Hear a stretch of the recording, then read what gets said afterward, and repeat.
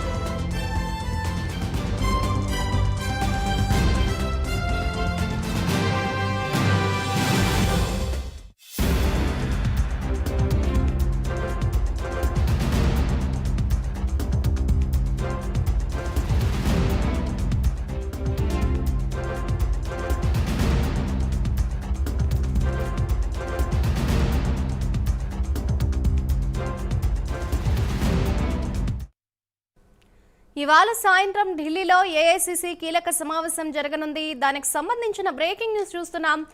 ఈ సమావేశంలో తెలంగాణ పీసీసీ అధ్యక్షుని ఎంపికపై చర్చ జరగనుంది. ఇందుకోసం నిన్న రాత్రే తెలంగాణ సీఎం రేవంత్ రెడ్డి ఢిల్లీ చేరుకున్నారు. అధ్యక్ష పదవికి కీలక నేతలు పోటీ పడుతున్నారు. పోటీలో మహేష్ కుమార్ గౌడ్, మధు యాష్కి గౌడ్, ఎస్టీ సామాజిక వర్గం నుంచి పోటీ పడుతున్నారు బలరాం నాయక్. మరోవైపు బీసీ సామాజిక వర్గానికి పీసీసీ అధ్యక్ష పదవి కేటాయిస్తారనే టాక్ నడుస్తోంది. సామాజిక సమీకరణాల నేపథ్యంలో పీసీసీ అధ్యక్షుణ్ణి హైకమాండ్ ఫైనల్ చేయనుంది.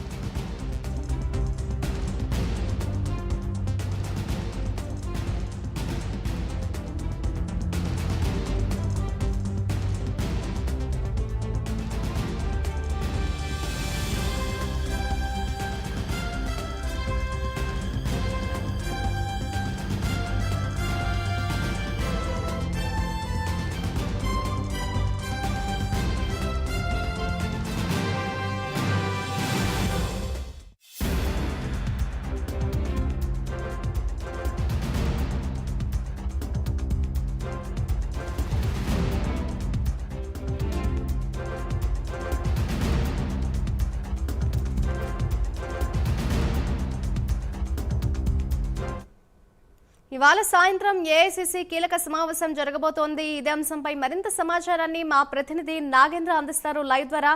నాగేంద్ర, చెప్పండి, ఇవాళ సాయంత్రం చూస్తే ఏఐసీసీ కీలక సమావేశం అయితే జరగబోతోంది. ఈ సమావేశం తర్వాత అయినా తెలంగాణ పీసీసీ అధ్యక్షుడిని, కొత్త అధ్యక్షుడిని ప్రకటించే ఛాన్స్ ఏమైనా ఉందంటారా ఈసారైనా చూస్తే?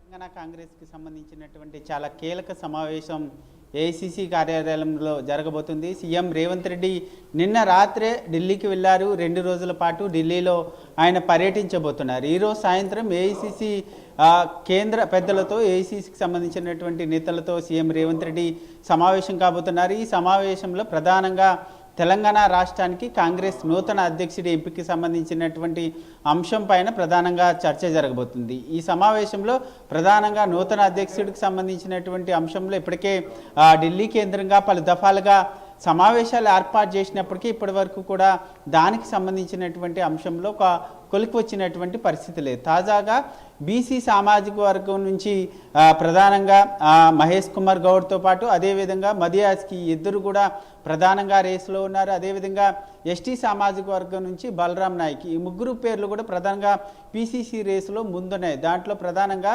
బీసీ సామాజిక వర్గానికే ఈసారి పీసీసీ పదవిని కట్టబెడతారనేటటువంటి వార్తలు వినిపిస్తున్నటువంటి నేపథ్యంలో ప్రధానంగా బీసీ సామాజిక వర్గానికి పీసీసీ పదవి దక్కితే మాత్రం మొదటిగా ప్రధాన రేసులో ముఖ్యంగా మదియాస్కి గౌడ్తో పాటు మహేష్ కుమార్ గౌడ్ ఉన్నారు. వీరిద్దరిలో ప్రధానంగా మదియాస్కికే ప్రధానంగా పీసీసీ పదవిని అప్పచెప్పేటటువంటి వార్తలు అయితే వినిపిస్తున్నటువంటి పరిస్థితి అయితే కనిపిస్తుందని చెప్పాలి. దీంతో పాటు మరొక వైపు మొదటగా పీసీసీ అధ్యక్షుడి ఎంపికని ప్రకటించిన తర్వాత మంత్రివర్గ విస్తరణ కూడా ఉండేటటువంటి అవకాశం ఉంది. మరొక 6గురికి మంత్రివర్గంలో చోటు కల్పించాల్సినటువంటి అవసరం ఉన్నటువంటి నేపథ్యంలో ఇప్పటికే 6గురి పేర్లు ఎవరైతే రేవంత్ రెడ్డి క్యాబినెట్లో ఎవరుంటారన్న దానిపైన ప్రధానంగా ఆసక్తికరమైన చర్చ జరుగుతుంది. దాంట్లో ప్రధానంగా 6గురికి సంబంధించినటువంటి లిస్టు కూడా ఏఐసిసి సమావేశంలో ప్రధానంగా సీఎం రేవంత్ రెడ్డి చర్చించేటటువంటి అవకాశం ఉంది. ప్రధానంగా ఈ 2 అంశాలతో పాటు మరొకవైపు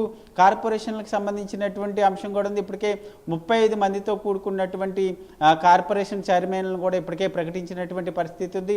మరొక విడతలో భాగంగా మరొక 20 మంది కార్పొరేషన్ చైర్మన్లను ప్రకటించాలనేటటువంటి ఆలోచనలు కూడా ప్రభుత్వం ఉంది. ప్రస్తుతం ఆ దిశగా కూడా చర్చలు జరిగేటటువంటి అవకాశం అయితే కనిపిస్తుంది. ఈరోజు సాయంత్రం అయితే ఏఐసిసి కార్యాలయంలో ఈ కీలక భేటీ జరిగేటటువంటి అవకాశం ఉంది.